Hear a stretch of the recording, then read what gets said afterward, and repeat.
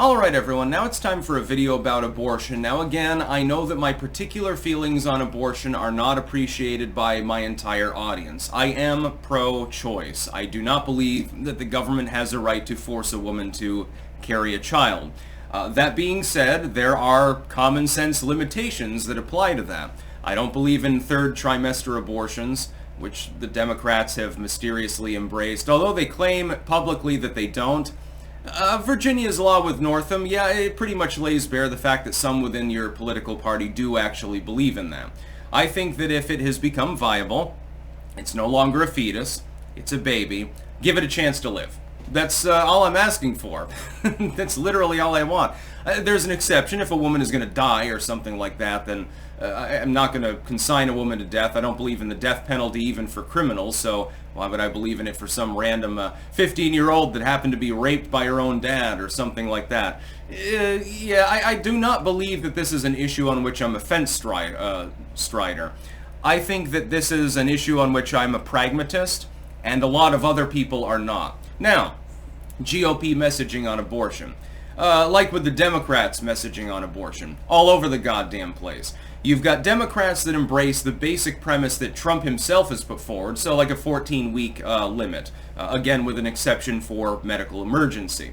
It's common sense. It's in line with the civilized world. It's in line with all those countries that Bernie Sanders thinks we should base our economic model off of, so to speak. And our gun control policies, by the way. But somehow with abortion, he doesn't quite believe in that. He thinks, well, women should be able to choose. Yes, if she wants to abort 27 weeks in, there's nothing wrong with that. Well, I have a problem with that. Yes, absolutely. At that point, it's a baby. It's capable of surviving outside of the womb and should be given a chance. Might be a low chance. Could be that you do a C-section and the baby dies.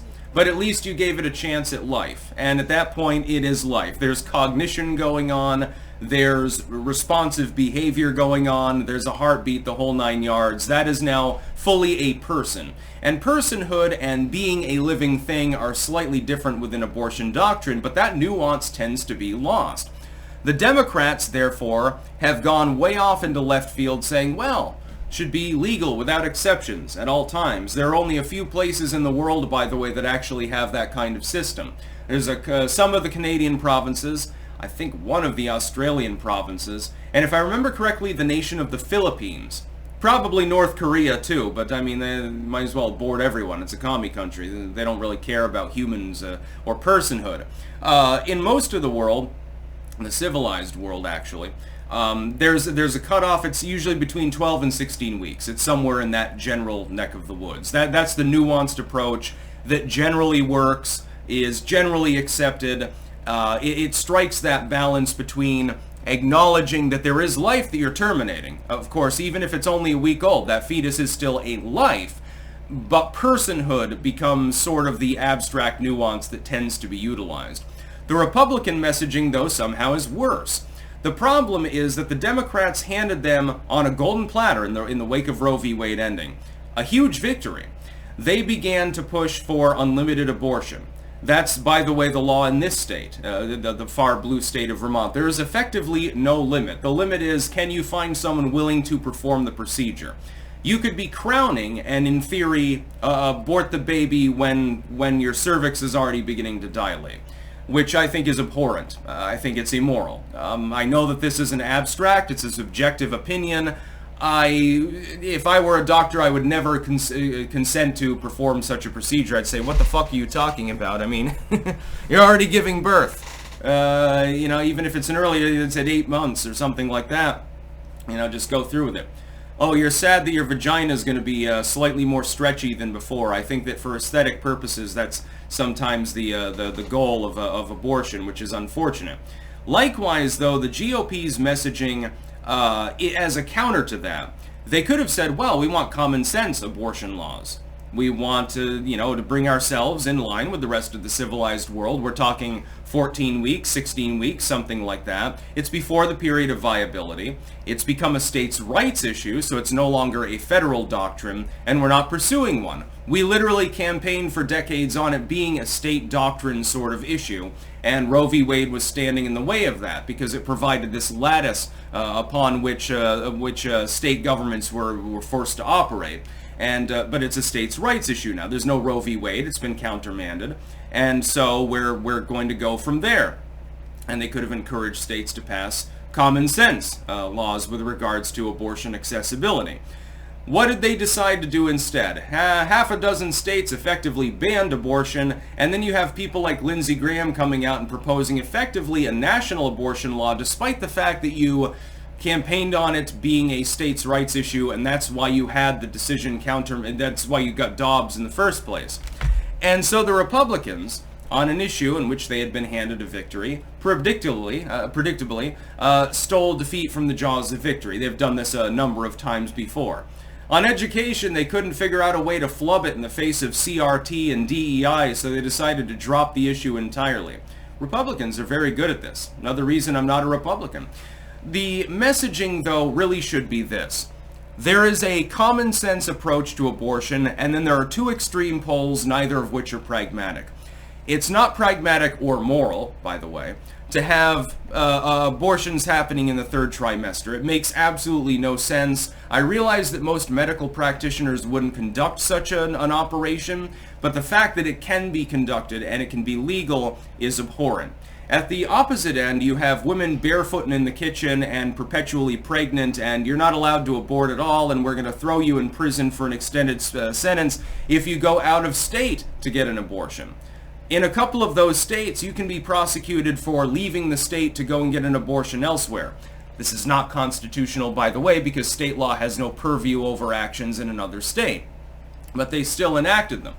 They're in court. They're being combated legally. They're being litigated against, but we'll see what happens. They may be upheld in the end by a sympathetic court, and then I don't know exactly what women in those states are supposed to do. If it's a week old, and your blood is incompatible, there's some autoimmune disorder, the fetus has some terrible genetic condition, it cannot possibly be born alive, or it's got cry du chat, so yeah, it'll be born alive at 7 months, but it's going to be sitting there screaming in pain for several days before it inevitably expires. I don't believe that an abortion should be off the table. The GOP refuses to discuss this in a meaningful manner. I mean, their opponents, the Democrats, they don't discuss it in a meaningful manner either. They're just like, we support a woman's right to choose. Oh, okay. Where do you think the cutoff is? Where is there a personhood, a genuine human life in that mixture? They won't address the issue at all.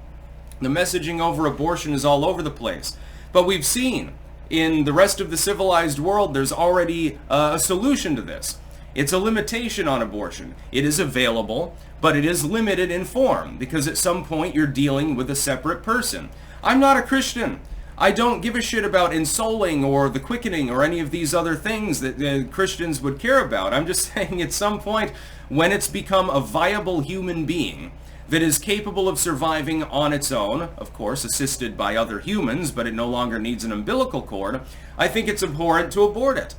And before that period, I don't think that a woman should be thrown in prison for 20 years for having a goddamn miscarriage or something like that. You realize that a majority of abortions aren't even surgical. They take place with pills. Someone notices, oh shit, I missed my period. Well, here I go. And they take a couple of pills, and that's the abortion. They have a late period. It's literally a miscarriage. It's no different. But then again, they could eat a bunch of parsley and attain the same result. Are we going to start prosecuting women for that and go back to the goddamn Stone Age? I don't think that's a direction that I want to go in. I believe in the right to choose with that common sense limitation. The GOP needs to embrace that as an issue and not press the issue and say, no, we're going to make it a federal issue. We're going to cajole the states, which we just got done litigating against that very concept, and restrict abortion as heavily as possible because we want to save them babies. See how well that goes over with the voters. I speak on behalf of other independent voters in being lopsidedly against the concept, just as we're also lopsidedly against the Democrats, especially Northam and the whole aborting at 8 months thing. That's unpalatable to me. Again, might be subjective, might be moralistic. Hell, maybe I deviate from some ANCAPs on the issue, but I don't give a fuck. I think that that's the right solution. That's about all. Peace out.